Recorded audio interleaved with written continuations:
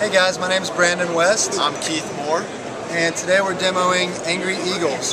This is a project that we built completely in LabVIEW 2011, and we've used object-oriented programming to do it all. So it's pretty complex with the details, but it's a lot of fun, and we'll start demoing how it works right now. Alright, so what we have here is we decided that a simple input, figuring out the angle and force necessary wouldn't be good enough. So we built a big slingshot in order to remedy that occasion. So either way, we have this slingshot over here that uses a load cell and a potentiometer to measure force and angle, and we implemented a post-trigger VI to actually figure out when or what data we needed to build a vector we could put into the program.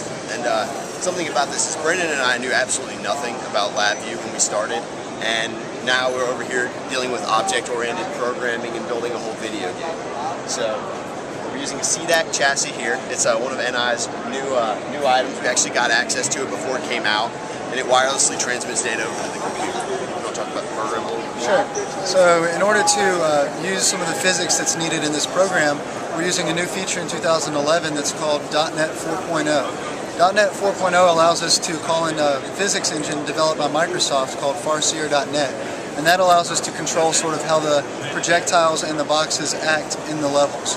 So all the rotation that occurs and all of the force needed to break the bodies is done with that physics engine. So that's the specific feature in LabVIEW we're modeling here today. So we'll start off and crank it up.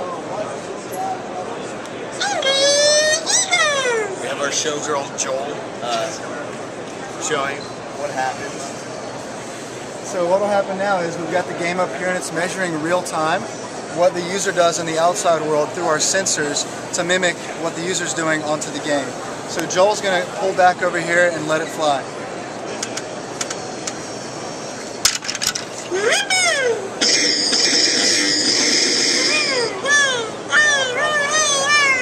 That level might have been rigged. Alright, thanks guys.